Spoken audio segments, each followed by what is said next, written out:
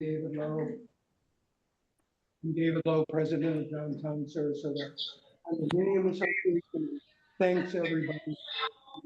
What? Real? Oh, Those on Zoom, please, would you mute, please? This is Victor McTier. I'm on attending the meeting on Zoom. Okay, sure, Victor. Good to see you. Welcome, everybody, and I want to a regularly scheduled meeting. I want to welcome Commissioner Aaron Cox, Commissioner Batty, and I know Commissioner Albert is planning to attend. I'll be introducing the chief and some of his folks in a minute, but also shout out Kylie Gannon from the Sarasota School of Arts and Sciences. We've got Bird Key Yacht Club, a number of folks here. Welcome to all of you from our community. First order of business is to declare a quorum. I'm sure we do have a quorum. I think we're only missing Ken Sheelan.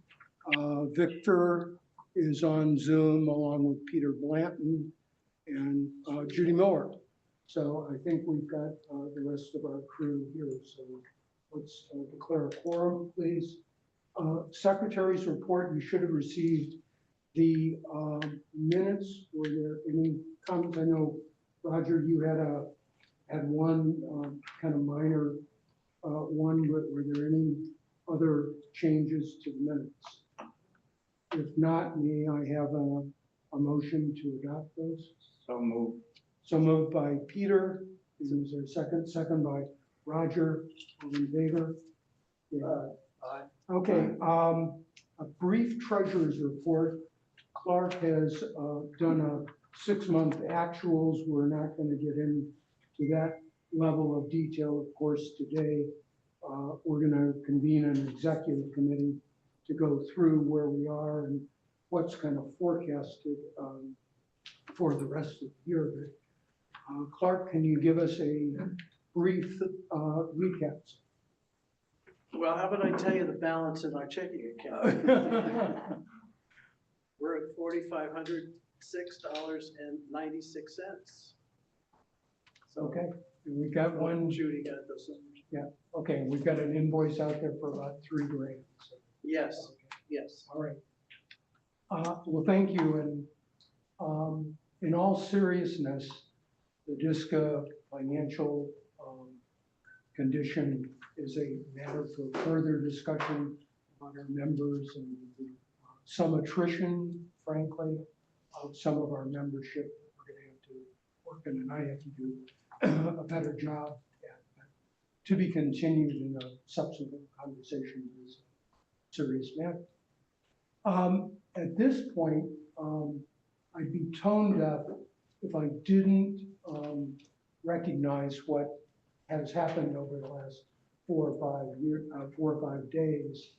And obviously the presentation by Chief Troche was kind of arranged a couple months ago, of course, not knowing what has happened. So again, I don't want us to be tone deaf in recognizing the people that have been harmed in all sorts of ways by the storm and recognize the police department and all involved for what you folks have done over the last 5 days. So hats off to you. And please take that message back to all of the people involved on city staff and across the board, county, whatever. But it's amazing what we do. So I think the chief has got a very, very interesting message. I think, Chief, I believe you were our guest about 12 or 14 months ago, so he's back. And we certainly welcome him. Having been chief now, I believe, is it 3 years? Yes. Just over 3 years. So I've gotten to know him a little bit, and certainly I would like to feel that DSCA, Peter, and our crew have tried to have a very collaborative relationship with the police department. So I'm not gonna do a lot in terms of introduction. In 3 years, I think we've gotten to know the chief. So maybe I invite you up here, Chief Troche. Welcome to DSCA. And I think you know that the camera here is kind of a fisheye. So if you kind of bob back and forth, you'll get the. This is the best place to stand? This is probably the best place. All right. Okay. I just want to say thank you for having me. I've been on tour the past year. I'm back in this country now. I was in Europe touring. It's been a while. I feel like I haven't slept since Saturday, so forgive me if I'm a little lethargic. We've had a lot going on in the city. I had to break out my phone headset because I've just been on the phone probably since Saturday afternoon till today. It's just been a lot of things going on in the city, not just a storm. We have crimes going on in the city, and my phone rings 24/7, 365, but it's part of the job. All right, and I'm actually 30 years old. I know I look like I'm 60. Do we have a power? Where's the power? I want to fire up the PowerPoint. So initially, as David said, hi everybody, it's my hand. Initially, we talked about some of the things that we're moving into the future, and we wanted to become a smart city, or smarter city, be more efficient, use technology to our advantage. So what we are in the process of initiating is a real-time operations center. I'll call it the ROC from here on in, and it's really a wave of the future. So next slide. So essentially, picture NORAD under a mountain in Colorado somewhere, some secret location. That's what this place is gonna look like. It's gonna be about 2,000 square feet. It'll be in our building. And basically we'll be able to hear and see things that we've never been able to do in the past. So our core philosophy here is, why are we creating the ROC? Well, we're about community safety, officer safety, and keeping Sarasota prosperous, right? So those are the main reasons we're here to do that. Next slide. The Real-Time Operations Center, we're trying to, we already do intelligence-led policing as it is, right? We're looking at data, we're looking at hotspots, we're taking our personnel, and we're putting them in those hotspots. But this, well, that's what happened. This really increases our ability to be intelligence-led. Sorry. That's okay. Is that outside right now? That's great. Zoom does not do well with slides. Yeah, no Zoom. Yeah. I can just go up. I can just wing it. I can wing it. There were some cool videos on here that I wanted you all to see. So as we try to figure that out. So we knew that the time has come where we can now leverage technology more so than in the past. So in the past, if you were to create an infrastructure, a city would have to take it upon itself to invest $3 to $4 million potentially every year because of the way technology is. We have the ability now via companies who are now in competition to leverage cameras that are already in existence. For example, 7-Eleven. 7-Eleven has 14 cameras around their business to include inside their business. We have the ability, using a box probably twice the size as this, to plug into their system. We'll automatically be in their store inside our real-time operations center.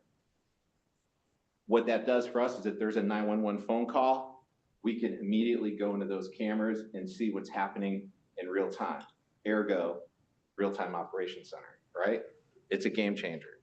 And it helps us because the real-time operations center, we back up and running?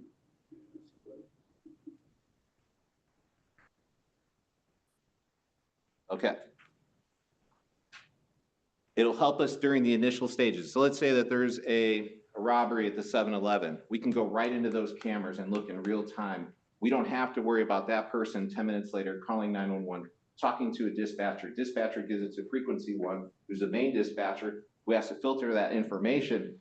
We can do this all in real time. We have crime analysts that will be in there giving that information out. So it'll help us in the beginning and in the middle stages. Because now, once we start to gather information, we have crime analysts in there that can say, hey, Jim Jones, hey, that person has a warrant, that person's known to carry a firearm, beware. Also, they're in on the cameras. That person just jumped in a black Lincoln Continental. They're northbound on 41. We just picked them up on this camera. We just picked them up on this camera. And so we can start setting a perimeter on that as well. The other thing we can do now moving forward is monitor our critical infrastructure. So the city has cameras at their facilities. We can now monitor that in here. So if we're looking at targets like the bridge or our water infrastructure or City Hall, we can have eyes and ears, but no one can see us. So we can start developing plans if there's some issues that we need to address immediately. All right, next slide. All right, so it is going to provide real-time intelligence for us. Some things that we've done in the past where we have search warrants, let's say SWAT's involved. As commanders, we've had to just listen to the radio and wait for that intelligence to come back once they've executed the search warrant. No more. Those days are over. We send a drone over the house. It's called Overwatch. We sit in a command center and we can now watch everything from the sky in real time. We then click into the body cameras of anybody that we want, and we're now hearing and seeing information in real time. So this has really helped us immensely. We also take drones, put them in the house, they fly around the house, and now we don't have to worry about officers going into situations where there's people that are armed. So that really is an officer safety advantage for us, and it's an information advantage for us because I don't have to worry about somebody filtering out information. We're making decisions, again, in real time. Our special events in the city, New Year's Eve, as we all know, it's a party here in the city of Sarasota, right? But what people don't realize is it adds 20 years to my life. It is a very dangerous situation. You have in range of 30 to 40,000 people in our city, all congregated probably within 2 to 3 feet of each other. There's a lot of potential for issues there. So now we'll be flying our drones over. That'll give us real-time information in the center, and then we're able to make decisions again in real time, unlike before. So it's an amazing deal. Support disaster response activities. So as you all know, we just had major flooding in our city. Well, what we've been able to do now is we throw drones up in the air. We don't have a helicopter that costs $3.5 million, $1.8 million every year to keep it going. So we put drones up and we're getting high definition, 4K, real time into our command center, into our command post right now. And again, we're able to make decisions in real time. There's areas that we could not send people into, those drones can get into that area. So again, we're already leveraging that, but in the future, it'll be much better with crime analysts on scene. And then again, we'll have crime analysts in the facility. They'll be communicating information to our law enforcement partners like FDLE, Sarasota County Rescue, Sarasota County Sheriff's Office. And in this case, just recently, we had to rely on Northport. Remember a couple of years ago, Northport got hit with a hurricane. We sent a lot of help over there. This year, I made the phone call as soon as we knew we were in trouble with the flooding, and they brought a team of personnel and vehicles to help us out. So it was amazing. But again, that communication will be enhanced with a real-time operations center. Next slide. So here's another bit of technology. I'm sure everybody's heard of it. It's called gunshot detection. It's a little bit, controversial in some areas. The companies that we've been talking to, they actually call it noise detection. So here it says, it'll locate gunfire. It'll determine if there's backfire from a vehicle. But the companies that we've been talking to, because it's noise detection, it'll help us with car crashes. So if there's a car crash in an area, hasn't even been reported yet, that technology will let us right away know in the real-time operations center, and we can start looking at sending units over there immediately. So again, time is of the essence. We understand it, and we're leveraging technology. Next slide. Okay, so staffing for right now, it's going to be staffed by 4 people. It will be 5 days a week. The hours are going to be determined on the data. So we're going to look at the times at which most of our most violent crimes or critical incidents are occurring, and that's how we're going to staff this operation. The goal is to be 7 days a week, 365 days a year. That is the goal, and I'm sure we're going to get there. All right, next slide. And here's an example. I don't know if you can hover over this with your mouse and click it. That is a video. Does everybody recognize this area? That's a pineapple drop. No video. Can you hover right there on it? It won't come up. A little to the right, like right in the middle of it. Won't let you do it. Okay, so I'll reenact it. This was, it was video just showing the crowd. We had what we call Overwatch. Overwatch was over the crowd. And if anything were to happen in this group of about 30,000 people, we'd be able to lower the drone, get a better visual, and then units responding to those areas would be getting real-time information from the drone unit pilots. In the future, that will be going into the real-time operations center, and they'll be able to give that information. Next slide.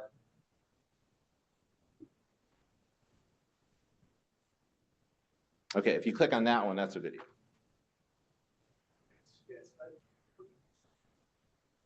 Okay, so this was a burglary suspect. We were called out to this area. This is real, by the way. This is the drone already facing the bad guy. We had information that he was committing a burglary in the area of a residence.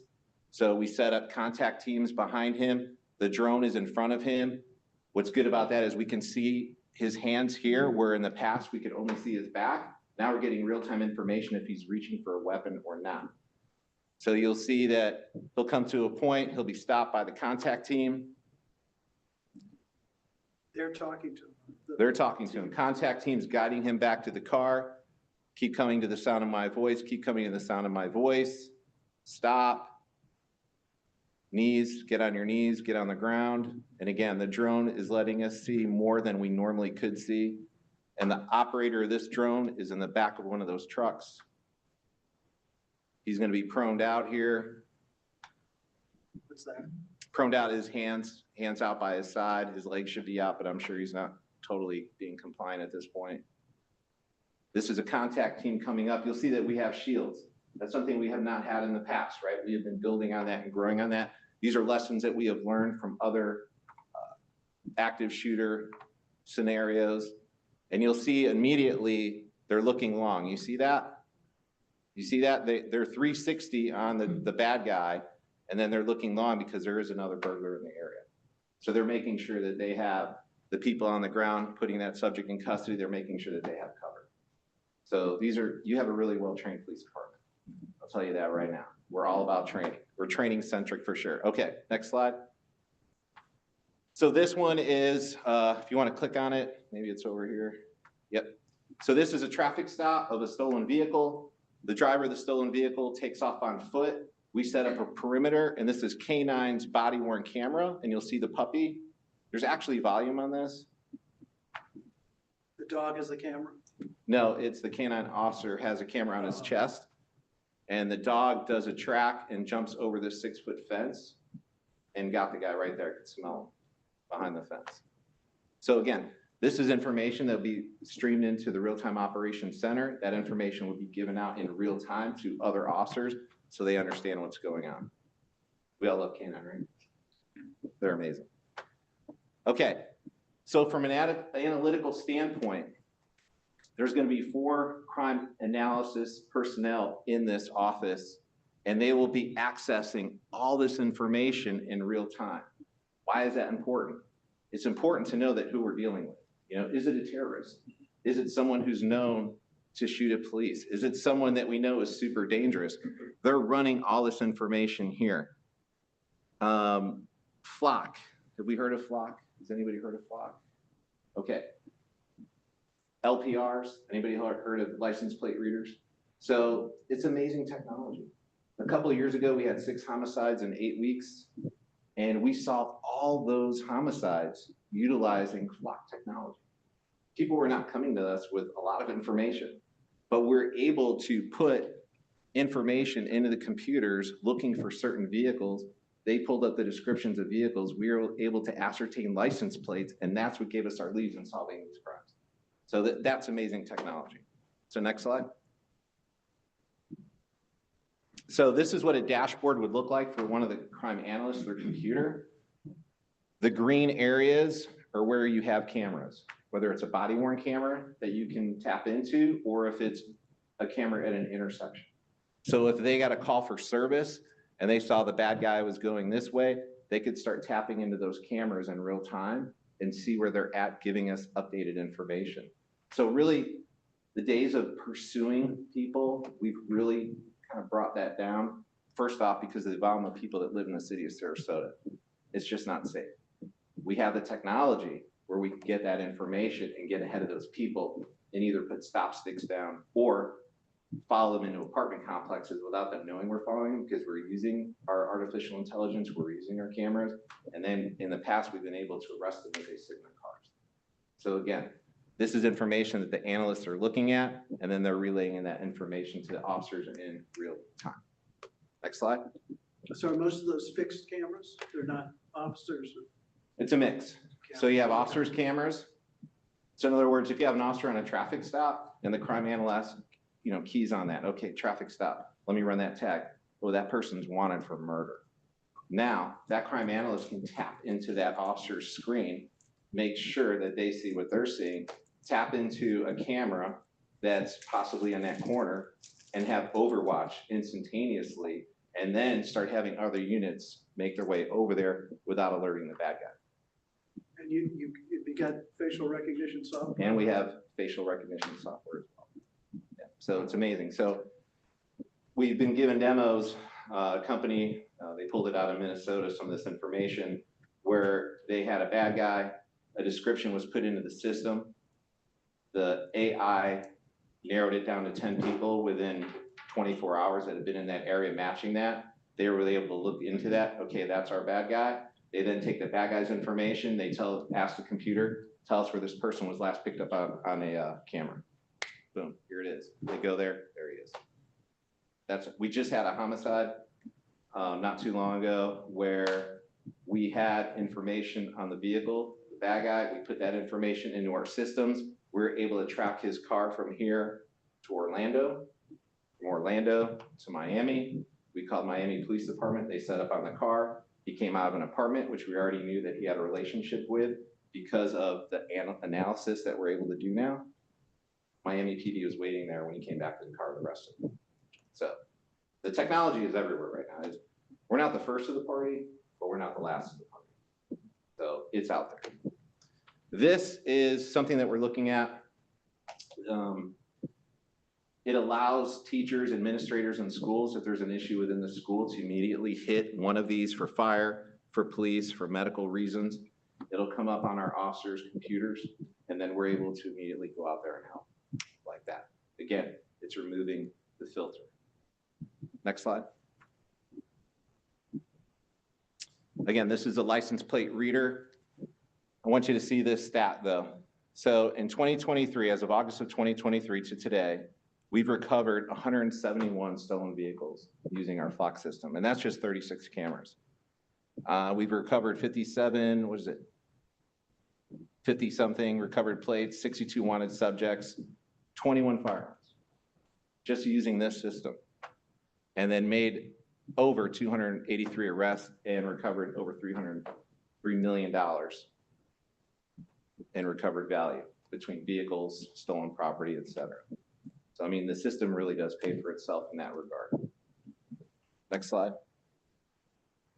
These are some of the open source intelligence that they'll be using. Everyone thinks it's all secret NSA stuff. Well, guess what? People put way too much information on their social media stuff. They really do. Hey, I'm leaving for Colorado in a week. No one's going to be home. Hope you guys don't miss me. Why would you put that out there, right? And then they wonder why they come home and there's people living in their house, okay? So we tap into that, and people who love firearms, guess what? They're on pictures holding these firearms, and in some cases, it's the same firearms that they use to commit the crime. Not smart. It just blows my mind. So they'll be tapping into the open source as well. Next slide. So this will be another computer screen. So if we have, let's say, a crime in progress, the crime analyst will start getting on their social media. They'll start tapping into cameras. They'll look at maps of where they may go, and then they'll tap into the screen where you see all the available cameras. And the way the system works, it's amazing, because it will start showing you all the cameras available as that vehicle's moving. once you've queued that vehicle into the AI, it will start showing you what cameras to tap on in order to continue to see those vehicles. So it's just amazing technology. Next slide. All right. Some of the companies that we're talking with have worked with Homeland Security, NSA. So that technology that they've probably had that's probably considered old for the last 10, 15 years is new to us, and it's pretty amazing. I've been blown away by the presentations that they've given us, and it was only going to benefit our city. It's only going to make it much safer. And it's not, again, it's not just crimes in progress. It's critical incidents like we just had recently. It's major events. We have our New Year's Eve events, and we've been known to host future presidents or VIPs over at Robarts, where we've had 30,000 people packed into a place. And as we all know, it's kind of important to have a drone at, these events. So we are technology driven, and we think this is the next step into the future for us. So, any questions on the rock? Yeah, let's start with board members. Any questions going around the table? Peter, Kenny. With this new technology, I suspect you have an abundance of privacy issues with regard to taking pictures that include non-perpetrators, innocent citizens in the photograph.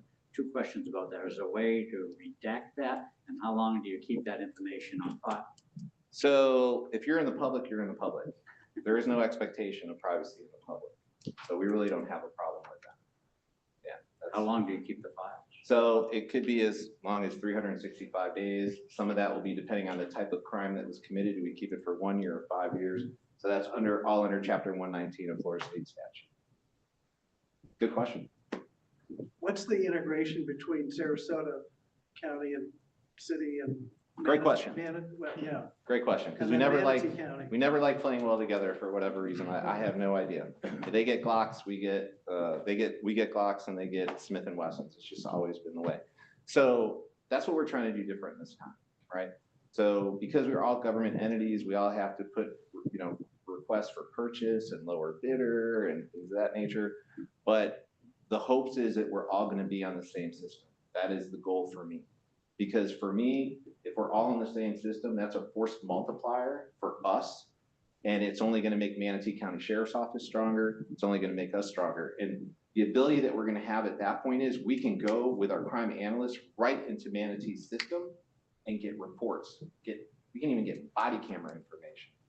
It's amazing. And you're only limited by your imagination. So I know Manatee and us, we have been talking because they already have their version of what we're talking about.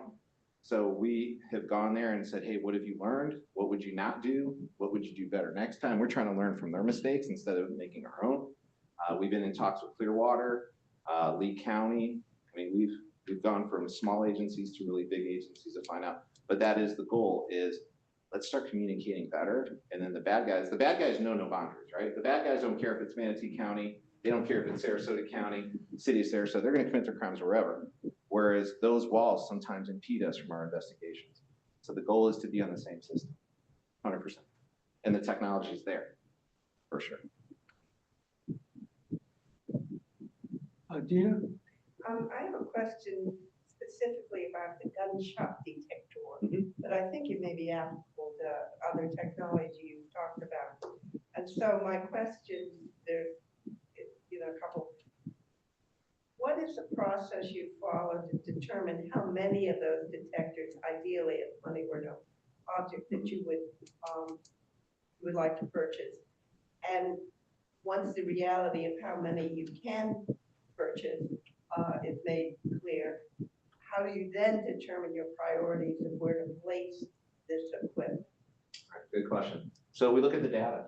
The data is what always drives us. So the data is telling us that this kind of technology can do just under a mile of information, and they put all these little antennas up, and they're able to pinpoint where that gunshot detection came from. We already have one area we think we're just going to need one of those units in order to help based on our data. Now, if we did the whole city, they're $30,000 a year for one. So if we did the whole city, we'd be in the multi-millions for that. But the data is telling us certain areas have more shootings than others. So why would I put one in an area that has 0 shootings? You know, my job is to be super efficient with the money. So far you've only identified one area where you Yes. think, wow, that 1 mile? Yeah. So just tell me the mile, I'll stay away. We'll talk later. And Chief, one thing we talked about Yes, sir. last week was the opportunity to plug into condo building security systems. Talk to what would you like to do? What, you mentioned a kind of a black box. Correct. Is it that simple as far as somebody buying a That's what the sales Three- guys are telling me. $500 Yeah. black box? Yeah, so we're talking to a couple different companies that are in this space right now, and we're trying to make sure that we leverage them against each other, right? Isn't that how it's done in negotiations?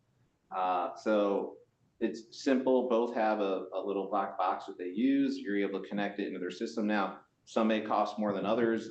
I think for one of the companies, a limit is 6 cameras per box, and they're about $300 to $500 a year for the boxes. But it is as simple as that, is what they're telling me, that it's just simple plug and play, and that unit will automatically talk into our system. And we know that's a fact because there's other agencies that are using these companies. So we know that that's a reality. So when I talk about businesses, I would look at condo associations or condos as a business, and we want to make sure that we could tap into these systems. Again, the way it would look in my mind's eye is our crime analysis during the slow part of the night, start clicking away, looking, or there are motion alerts in certain systems, so that if there is a motion detected, it would come up immediately on the screen. They'd be able to look, oh, that's a bird, it's a plane, it's not Superman, we move on, right? But if they see somebody that's suspicious, now we start taking, again, proactive steps, trying to get ahead of things. It's amazing. Yeah, Dave. Technology is obviously there, and it's great that we're using it. You mentioned that you're going to start with 5 days a week. I mean, bad guys only work 5 days a week, or why couldn't you have, I'm telling you how to manage your staff, but fewer people working 7 days a week to cover? Or is it a labor situation? Well, I'm already thin to begin with on that front with 4 people. I can barely, the bandwidth just is not there, right? Now, I want to prove to the city that we can do it, and there's certain things that they've asked and some concerns about it. So we want to show that this is a reality, that we're going to really use this thing. And so we're going to babysit. Yes, you're right. Bad guys don't care about 5 days a week, 7 days a week, but I only have so much bandwidth that I can do this in order to do it correctly. Great question. Yes, sir. I have a brother that's he's retired, he's been in law enforcement for 30 years. So I appreciate what you guys did. My family, I was smart enough, I went to the fire department. So smart. Just how it I'm an works out. idiot. And I think you guys are underpaid and underappreciated and probably undermarketed. However, one question that jumps out to me is, are you running a dual system now? You have your regular dispatch system and this rock system? It's a good question. You ready? I'm ready. All right. So I think that's a misnomer here, and I think I get that all the time.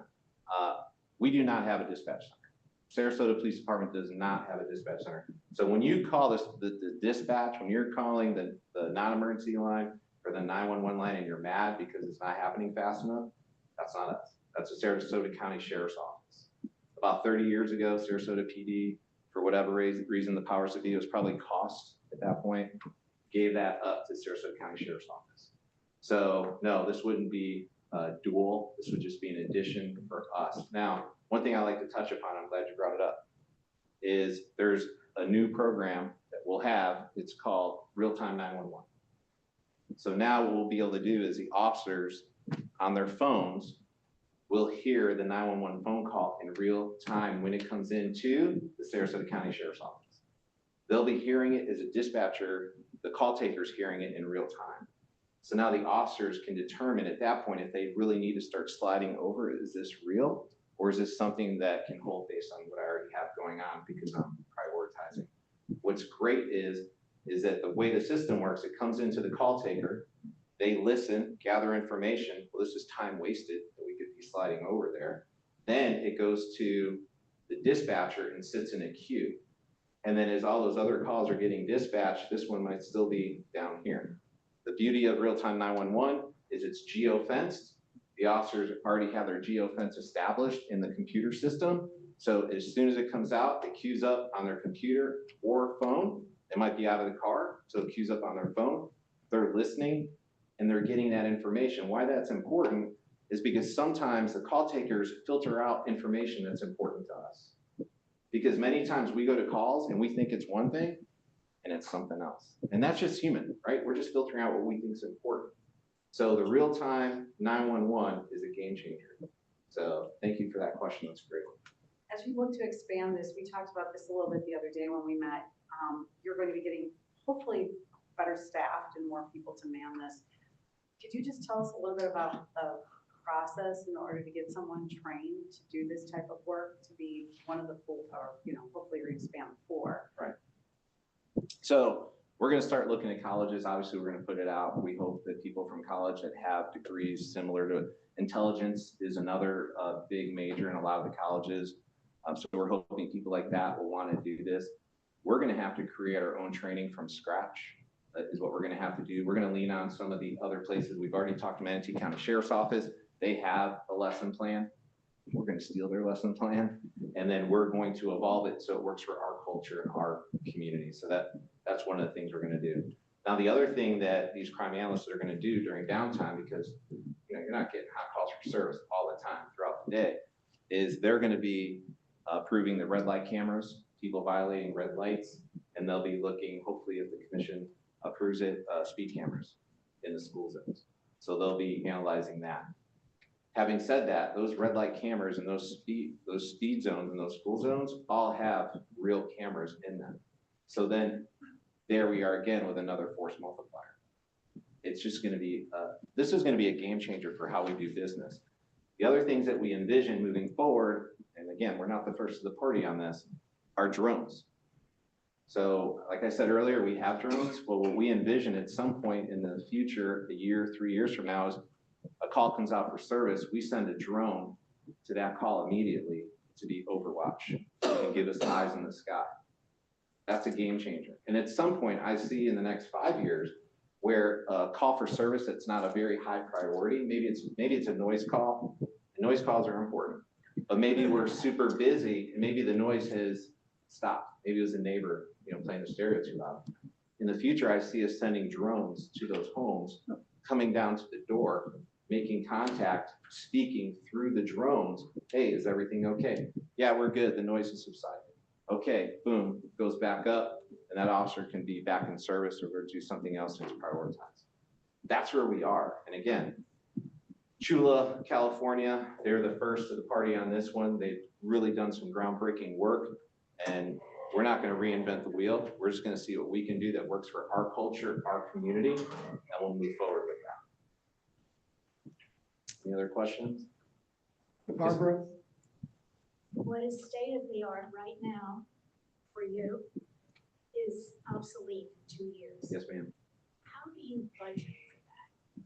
So you have to be really smart with your money, and you've got to be, I'm blessed that I have a couple of people that work in our agencies. I used to be part of the business back in the day. I just got my mini MBA from Rutgers University because I had a feeling that business was going to start. I already had my master's in emergency management, and then I went back to Rutgers, got a mini MBA from there because I knew that in order to be the CEO of a police department with a 42 to 45, hopefully a $45 million budget, I really had to know my numbers and I really had to know how to negotiate. So I understand the power of negotiating. I know some people think we're in government, that we just lay down and we just give it up. We really don't. But I also have personnel that have run their own businesses because I'm about plug and play. I put the right people in the right seats on the bus, and I know that they can leverage and they can negotiate, and they're ruthless, which I love. They're ruthless. But we work these contracts so that they're to our advantage because we understand there is competition in this space, and we're going to use that to our advantage and ultimately to the advantage of the city. Thank you. I'm going to take the last question. Yes, sir. If I may. My head spins about this, and what are your thoughts on piloting, rollouts, timelines? How, I think when we were together, you were talking about hoping March, April next year, but how does that look, and how, Yeah.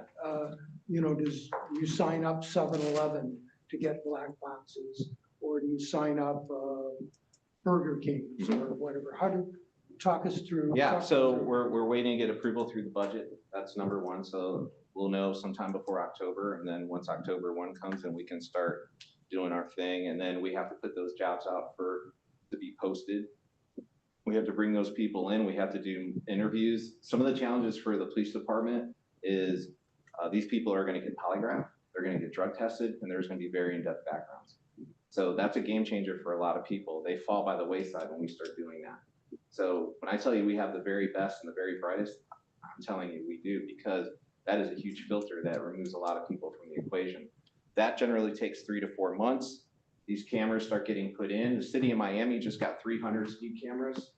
So there becomes a line and a pecking order as far as time that we can do.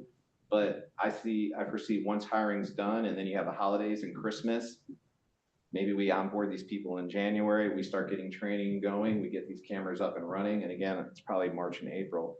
Now, as far as the cameras, whatever company that we end up going with, they're the ones that start going door to door, and they do the legwork for us as far as the cameras and integrating that to the system. So that's great. I don't have the bandwidth to send officers out to all these businesses to do that. They do. It's to their benefit, and so they're the ones that handle that.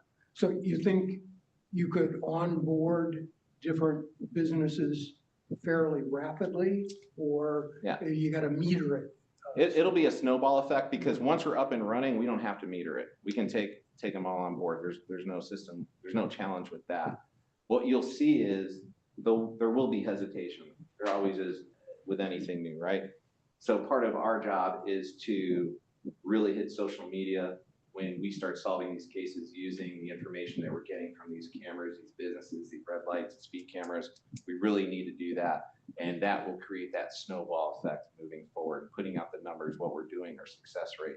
So if this real-time operations center is done right, and it's my job to do it right, we can really hit our crime rate numbers. I mean, we're already fortunate and blessed. And I know there's some things that have happened in the last few days, and there's been shootings in certain areas, and people are like, what's going on? This is Little Miami. Shootings are down like 30%. It just happened to occur in this little time zone of summertime. Our crime rates, I just pulled the numbers for the zones. For the citywide, we're at 29%, below the 16% that we were last year. So if you put it all together, we're about 35% in 18 months crime drop. And I want to say zone 5, which is a lot of this area, you're at a 30% reduction in crime.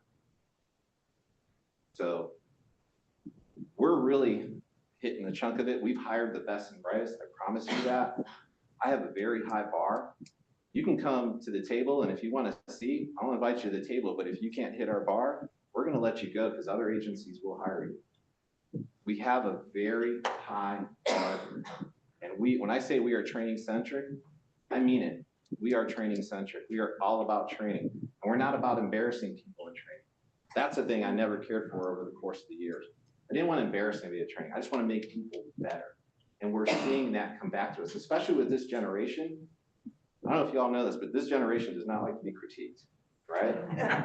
Right? Everybody got a trophy, right? Everybody got a juicy box, a bag of chocolate chip cookies, and a last place trophy, right? So we can't change that. We can't. We just have to work with it. And because eventually they're going to be the future leaders of this agency. So we have to work with it and make them better. And we're seeing that. We're seeing that with our training, that they're just getting better and better and better. And this real-time operations center is only going to make them that much better. And they're all computer-centric, right? They love all this. They love all this technology. They're going to eat this up with a spoon. Well, thank you, Chief. Thank you. We really appreciate the time. We appreciate you and your team members coming. Thank you. Thank you, Mayor. Thank you, Commissioners. I wish they had time to tell you all the cool things they're doing. Okay, well, thanks, folks. You're welcome to stick around. No, okay, all right.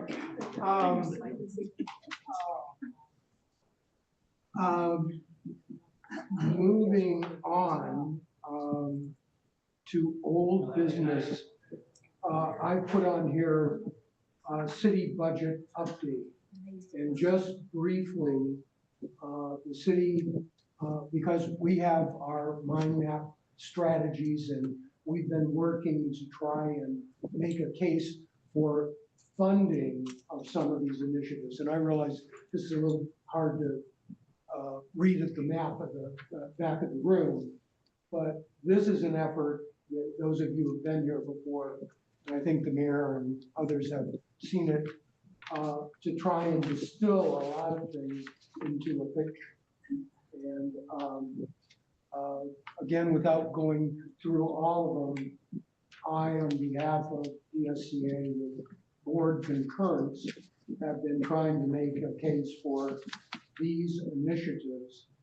And an initiative, oftentimes without the funding, isn't real good. So during April, I made the case at a town hall for some of these things. And I'm pleased to say that in the budget, a number of things that we had advocated for did get included. 3D modeling is one example of trying to do a better job of showing what zoning changes could be like, so we can see it in a picture rather than 150 pages of words. Other things, the downtown master plan update is in the budget. In fact, it's on the agenda tomorrow, and I believe there is some funding for that. So again, as we go through the rest of the agenda and some of the committee reports, we'll touch on a couple of these, but the big picture is the city has had a budget workshop, and the budget is approved in 2 subsequent city commission meetings, one the first week of September and the 3rd week of September. At that point, the budget is adopted and becomes effective beginning October 1st for the fiscal year. One of the big challenges and generic challenges I should touch on is streetscape efforts. DSCA has talked about Boulevard of the Arts, 10th, and Fruitville. And one of the realities of budget challenges is even with all of our growth, that funding is problematic because the numbers are pretty huge. And so City Manager Brown has committed to try and look at some alternatives for funding. I don't know if there's Florida League of Cities related loans, low interest rates, heaven forbid, a revenue bond or some financing mechanism for some of these streetscape projects in master plans, because trying to pay for them the way we're paying for them now ain't gonna work. I mean, it's kind of DOA. So again, with the significant growth we continue to have, how is a smart way forward on some of these streetscape efforts? And I think this position, I think the large part of the board agrees with me that Fruitville is on that list as a potential game changer. It's been kind of been elusive. And how might we find a path of agreement forward? So again, I won't go into tremendous detail on the budget. It's moving ahead. We've had some input on some things we like and some things not so much. But I think we have, as an organization, on behalf of our members, had some inputs. Kathy, do you have anything city update wise? No. Okay. Moving on to committee reports, arts and cultural. Ken is out of country at the moment. I can tell you that Tanya and excuse me for not remembering the pronunciation of her last name, the CEO of the Sarasota Performing Arts Center is our guest speaker next month. She's just returned from Europe, and they're making some progress, I guess, on conceptual work and business plans related to a potential Performing Arts Center. Parallel with that, the Van Wezel Blue Ribbon Committee is continuing with their work. I think they may have taken a break for the summer, but they should be back at it soon. And the engineering study for that, I think, has been authorized and is proceeding. So that's what I've got on that at the moment. Jamie, events and associates. Yes, so we'll start off with a couple events that are coming up. One of them is our October workshop that will be on Thursday, October 17th at 4 o'clock. We're going back to Goey Hall again. It's called Understanding Sarasota's Changing Condo Market, Things You Need to Know. We have Steve Cobra will be joining us. We have somebody from Premier Sotheby's. We're actually able to work in some of our associate members for insurance, legal and banking, so we're pretty excited about that. And it kind of tells you what the event's going to be about. So very excited about that. And then we also have another event that we're working on very, very early on in the stages for the Homeless Town Hall. I don't know if Kathy or Peter want to jump in and say any more about it. It's going to be in December, first week of December, I believe. December 9th. December 9th, yeah. It's gonna be at the library. Yes, we found a free venue, yay. Yes. we found a free venue. With lots of homes. Yeah. You know, basically the bottom line was explaining the new laws that are going to be taking effect and seeing what that, you know, we're gonna have questions as to what that's gonna look like and sound like, and trying to bring people in to talk about that, sharing that information with us, but it's all in the planning stages. If I may embroider on the October workshop, Sure. what's the title again?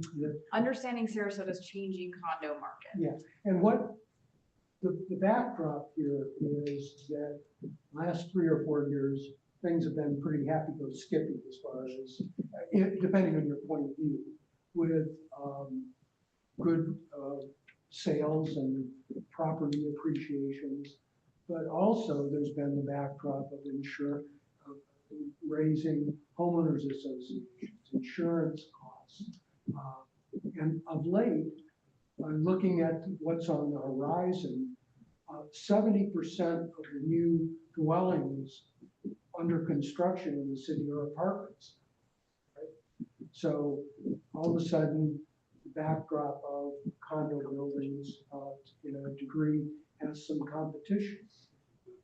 So the idea here is to bring together experts from a real estate standpoint, from Steve Cover's planning standpoint, of how we plan with the downtown Sarasota master plan. How do we stay smart as the world turns? And rumor has it we have an election in November also that's adding a degree of uncertainty and so forth. So trying to be of service to our members of how do they and their boards act smart in a kind of a little bit of a crazy world and with some uncertainty. So that's the backdrop we're excited about. And then during my piece for associates and events committee, I've always told the platinum members if they have something new that they want to share, they're welcome to do so. And rarely do I ever get anybody taking me up on it, but I do have somebody in a promise to keep it very, very brief. Bird Key Yacht Club does want to share some exciting news with us, so I thought I'd take the time to let them do that right now. Thank you so much. Yep. I do promise that it'll be really brief. My name's Tony Britt. I'm the lucky guy who's the Vice Commodore at Bird Key Yacht Club, which means I have a kayak. And this is Didi Moore. Didi is our marketing chair. What we wanted to talk to you really briefly about today was there's a story in the Observer as of this morning online. It will be in print tomorrow in the Longboat Key edition, which talks about how we are basically ripping down the Bird Key Yacht Club as of October 2025. We've been working on this project for about 9 months. Unfortunately, like many organizations and clubs in Florida, not just Sarasota, We were built in 1960. So over the years, as the mayor knows, because we had a conversation last week, the club has been kind of bandaged together over the years, and it no longer meets FEMA, no longer meets wind insurance requirements for the state of Florida. And again, this is not a new thing. This is a very common element. So the board made the decision about 8 months ago, rather than invest several $1 million to renovate and still have a club that was not insurable and under FEMA standards, we'd rip it down.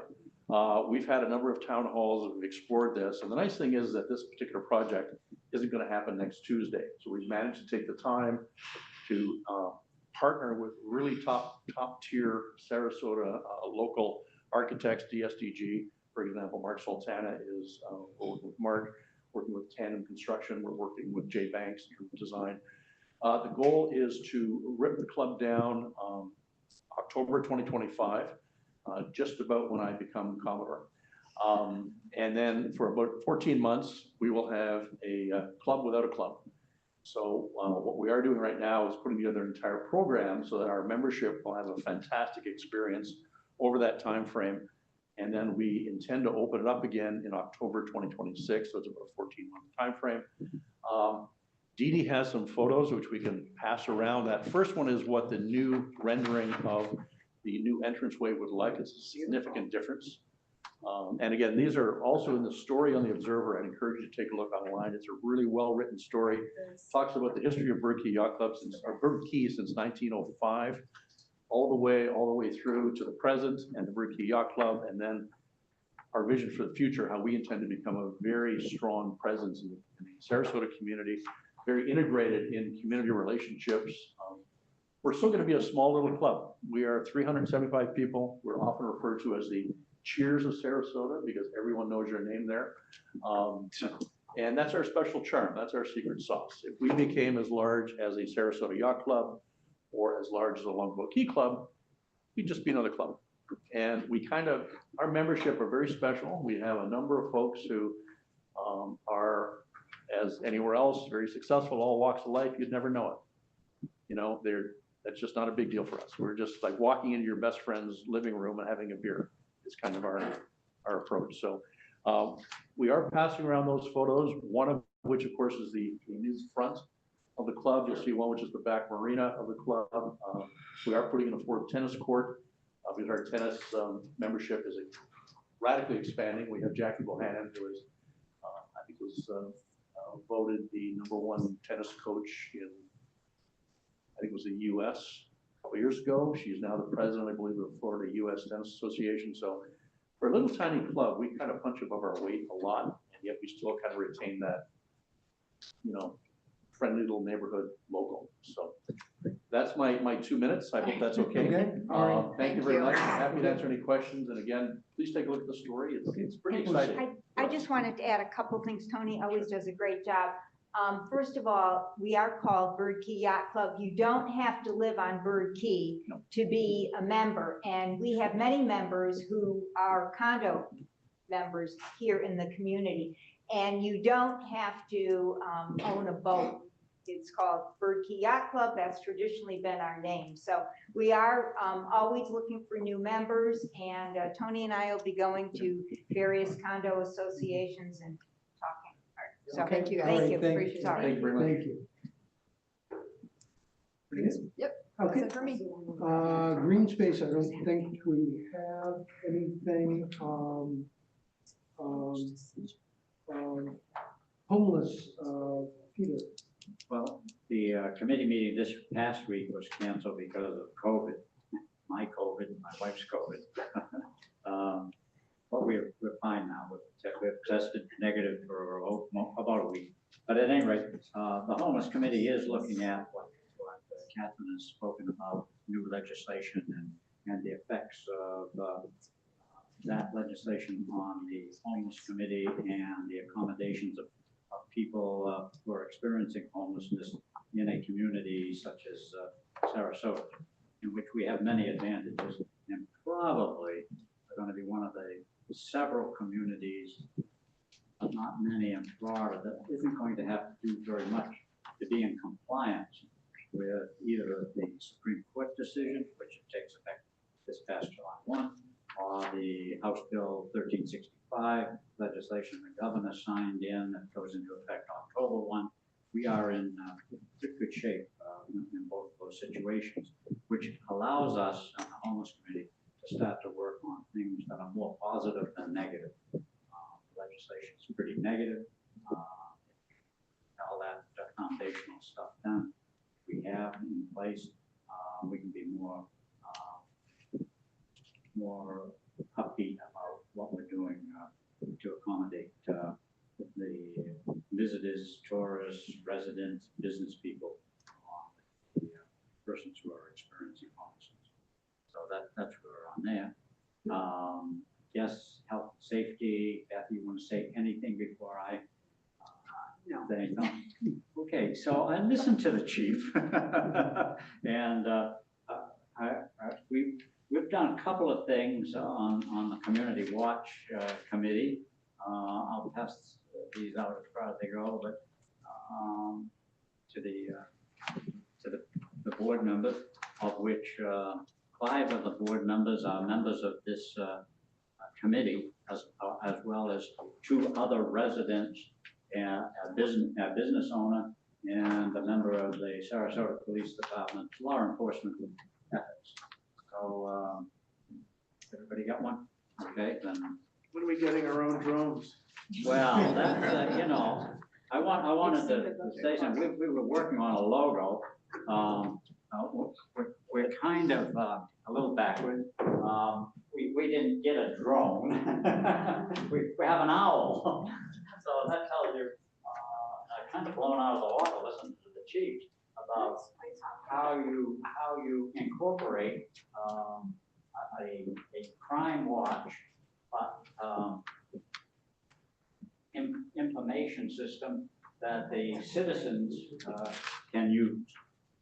The prelude to this is that during the COVID, we had a number of programs throughout the city and the county that went dormant because people just weren't meeting and doing things.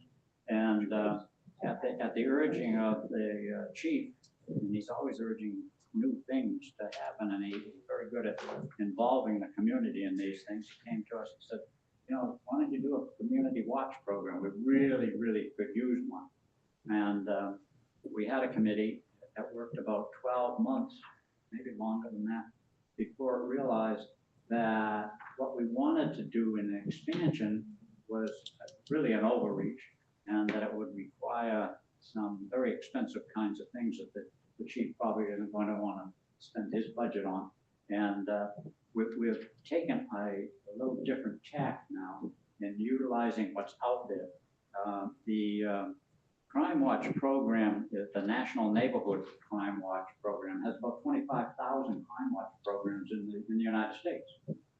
They have a huge element and of materials, resources, and so forth. And they have added something that we wanted to add. We didn't want just a crime watch. We've got drones, cameras, we got those things that are supposed to take care of the crime, and we really don't want our citizens to get that involved. I mean, if they see said thing, say something, obviously, and there's methods to do that.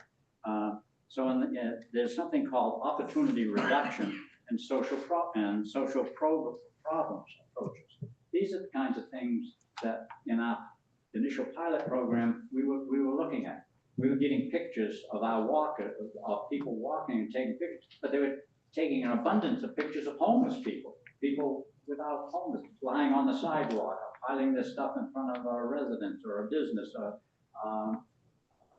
illegal parkers, people who are parking in an alley and emergency vehicles couldn't get through them, broken sprinkler heads, vomit on the sidewalk. These are the kinds of social problem kinds of things that we wanted to focus in on that improves the quality of life, not dismissing that if you happen to see someone breaking into a car that there's a procedure to follow.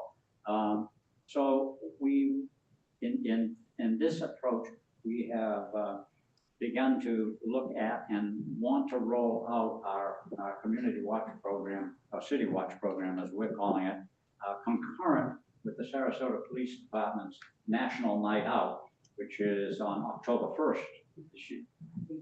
And we're going to try to have our program ready to roll out, which means that Kathy's got a lot of work. She's chair of the Health and Safety Committee.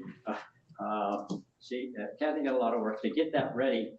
And I've made a commitment here that we will try to have a substantial portion of that ready for the board on its next meeting of September 4, so that we can go from September 4 to October 1, putting it in place, which means that there's a number of meetings that we need to hold with condominium associations to get residents informed.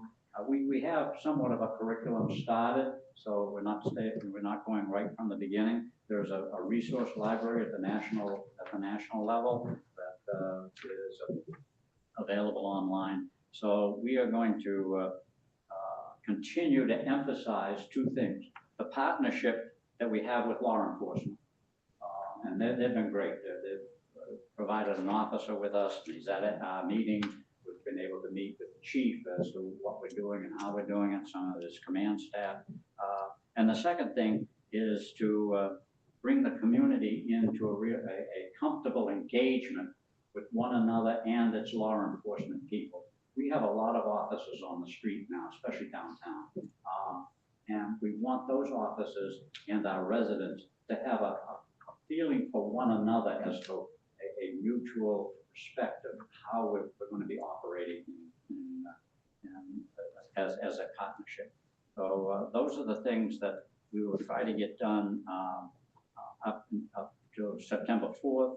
And then you always got the whole thing of sustainability, keeping volunteers motivated and so forth. So it's going to require some organization and effort on the part of DSCA to do some very valuable kinds of things. One of which I want to announce right here now, and I haven't talked to the liaison officer about this, but the police do something for back to school. I'm going to try to get us involved. It's Pack the Patrol Car. I don't know if you're aware of that, but they pack it with school supplies and backpacks, and they fill up a whole patrol car. And hopefully we want to fill up more than one. And then they bring it to a national night out or a function, and they share that with kids who don't have the wherewithal to get some of these kinds of things. So this is the kind of partnership that we want to start to develop through the City Watch program. Question, from a board involvement standpoint, there's a lot of moving parts floating around here. Is there a board consensus or a wink that this is kind of okay and continue to flush this out? Or the alternative is 3-hour board meetings? So I don't mean to be rude, but is everybody? Let me just intervene a little bit there. The board has approved this project. Right. The board has approved the subcommittee as a committee, subcommittee to the Health and Safety Committee, and we have been keeping the board involved. Okay. So I feel like the board is already committed, and we have I think a 10-member board. We have 5 members on the City Watch group. So all I have to do is twist the arm of one more person to get this going. But it's a good point, because it's going to take more than just 10 members on the board. It's going to take people in the condominium associations who buy into this project. We're going to have to kind of feed the chicken coop here a little bit and get the chicken front. Okay. Anything else? And we floated around the logo. Yeah, well, we're going to get the drone going, David. So we're going to be a SPD partner program. Yeah, I don't think the chief is going to want to know. Okay, so we're going to move forward with this. And, okay. Well, I hope so. I mean, yeah. If you want me to make a motion, or should you just? No. Okay, moving on, Transportation Committee. Roger, take it away, sir. Well, David has already covered the 10th Street Boulevard of the Arts. lack of funding, including Fruitville as well, and it's something that we will continue to pursue with ideas about potential funding. It's a conundrum. Continuing, David and I also had a chance to meet with people who operate the breeds, and if you'll remember, ever since I've been here, it was called SCAT. And people would always ask me what those letters stood for. And you couldn't really tell people, it's somewhat embarrassing. But the new name and new personnel have really given the county transportation system an upward push. For example, probably the most successful thing they did was starting the breeze on Siesta Island. That has been phenomenally successful.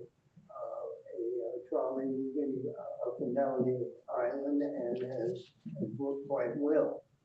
The new things, breeze is the 76 flyer, which goes from downtown hotels to the airport on a regular basis.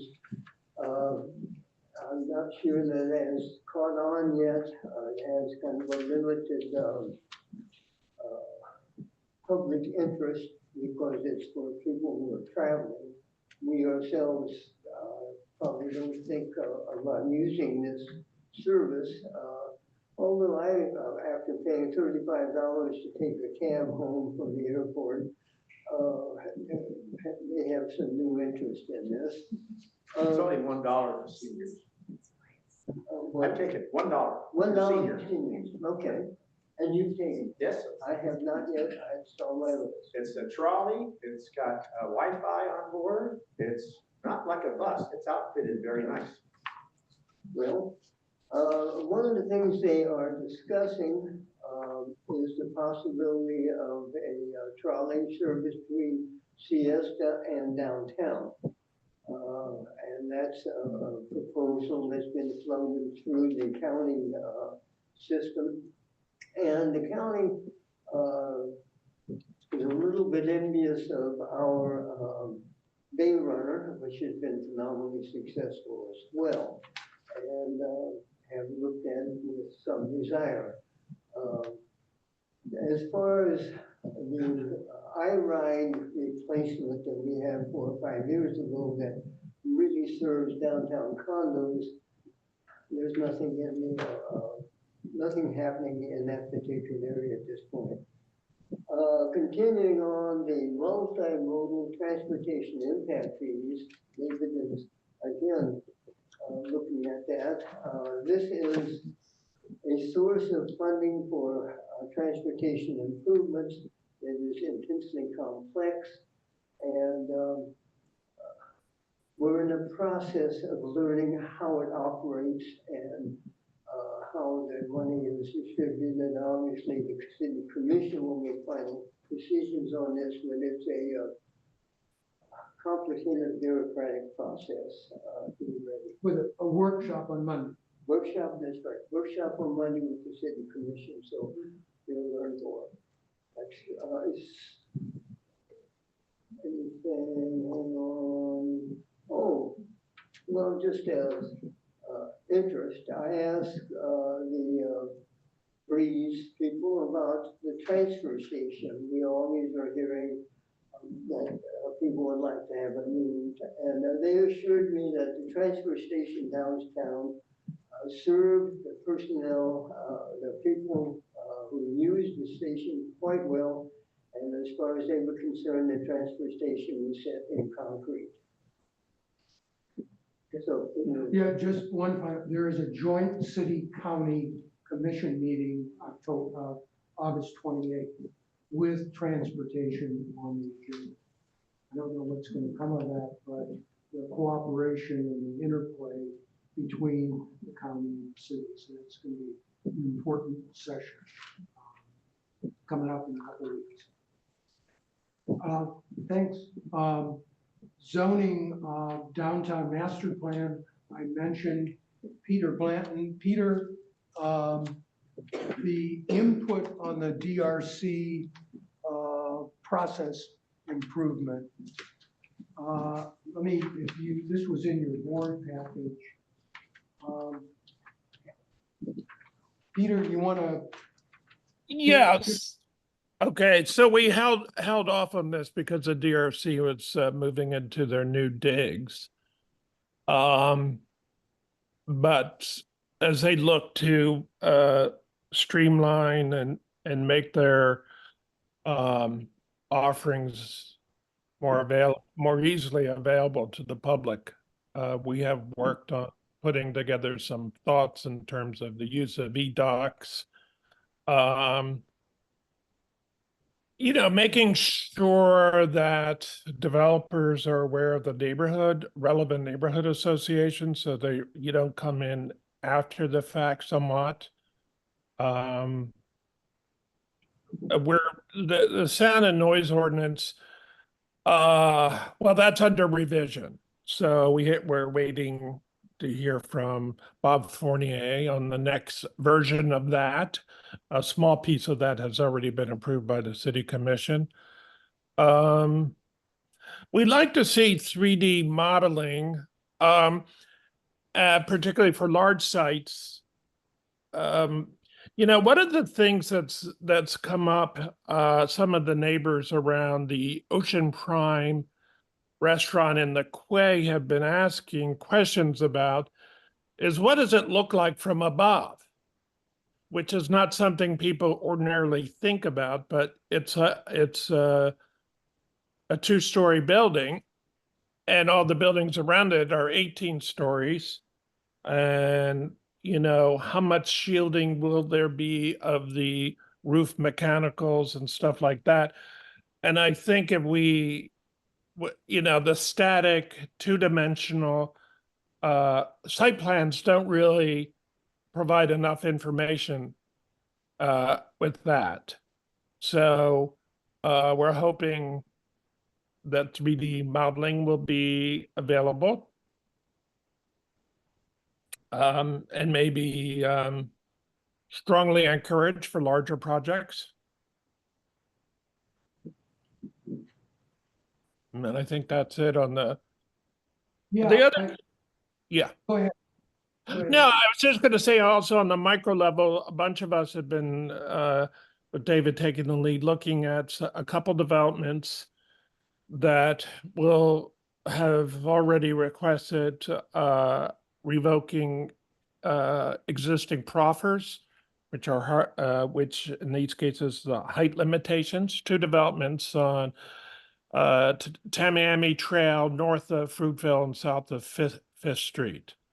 And one has got proffer removals, and both have street vacation requests.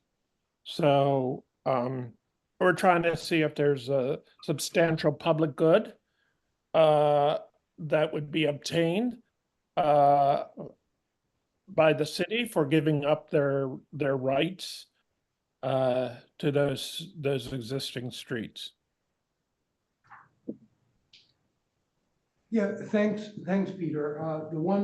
The toasted mango, visualize the toasted mango parcel in the old motel right next door. There's 7 parcels that are being assembled for 250 unit condo that could include the vacation.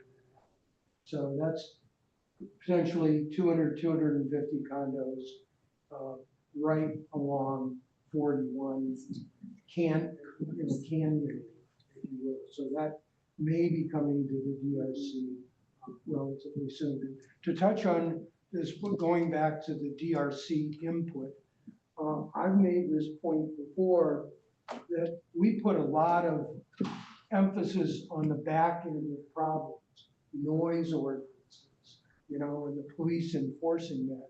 But at the DRC level, there's very little discussion early on with the developer about, hey, would you think about putting better quality windows in? think if 1260 Palm gets improved and built there, I'll guarantee you, I'll get an email 2 months later complaining about noise at Art Ovation.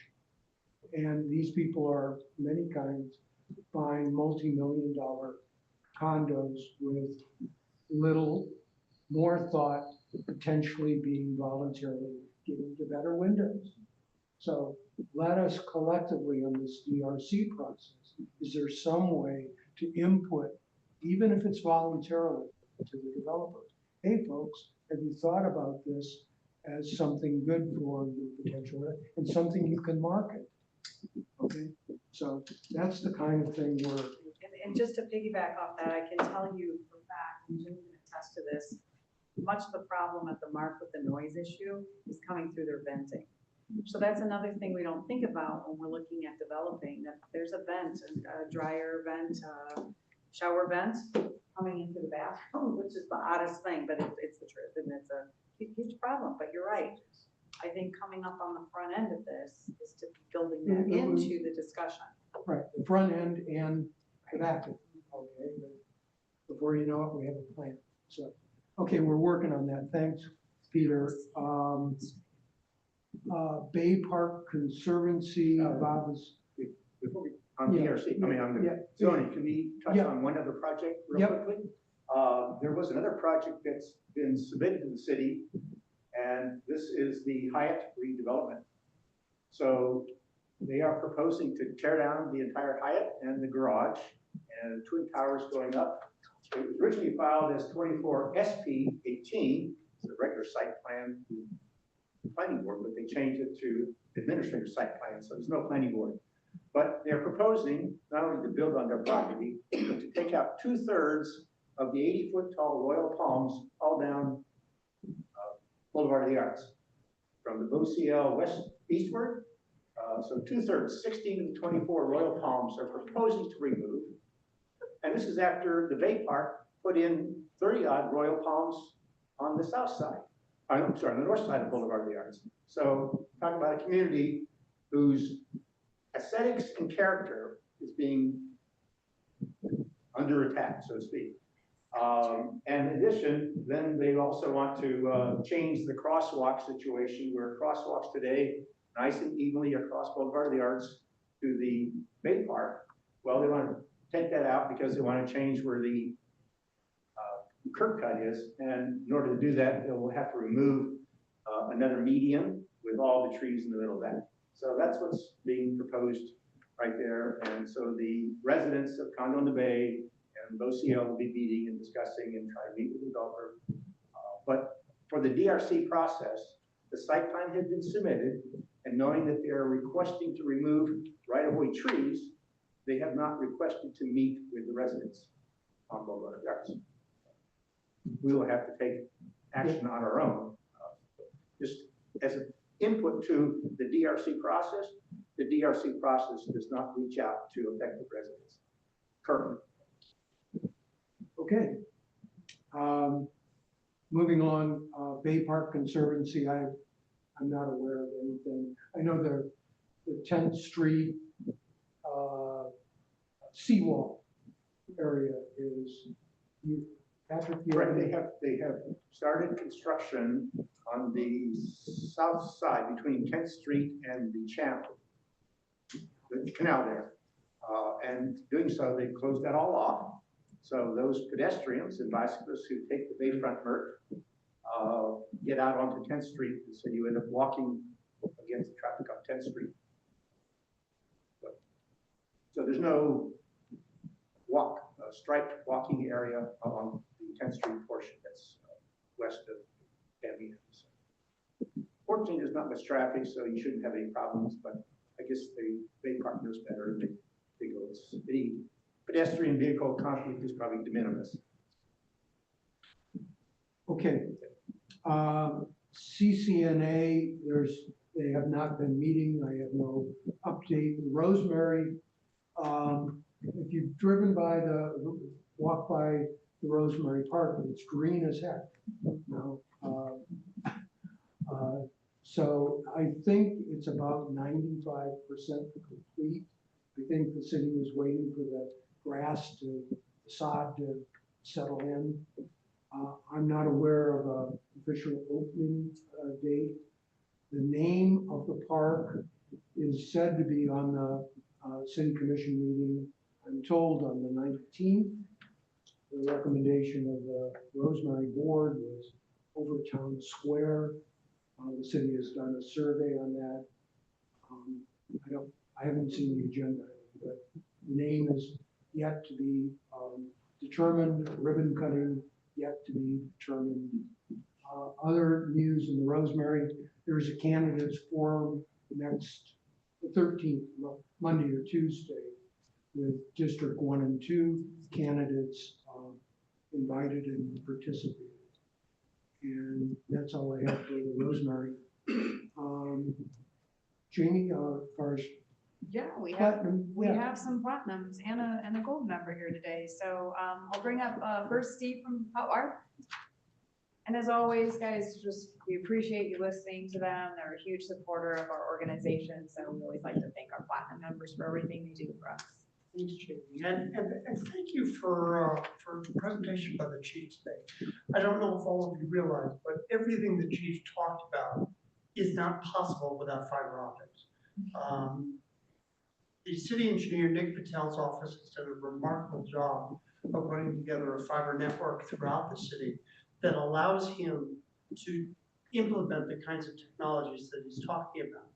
And David, when you brought up the idea of integrating with downtown condominium security systems, that in and of itself, you've summarized why Hotwire is so interested in expanding our presence here in downtown Sarasota. You would not be able to integrate condominium security cameras without a robust private fiber networks within those buildings. So we're very excited. We continue to sign properties here in downtown Sarasota.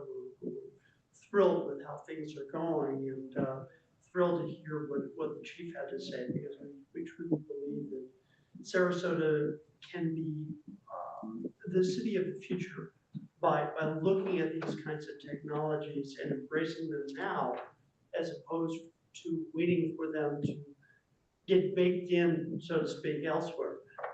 So it's quite impressive, and very happy to be involved. Thank you. Thank you. Patricia, Super. Good to see you again. I finally made it down here. We are slammed this spring. That is why I very rarely make it down here. We are doing a lot of structural integrity reserve studies, as you can imagine.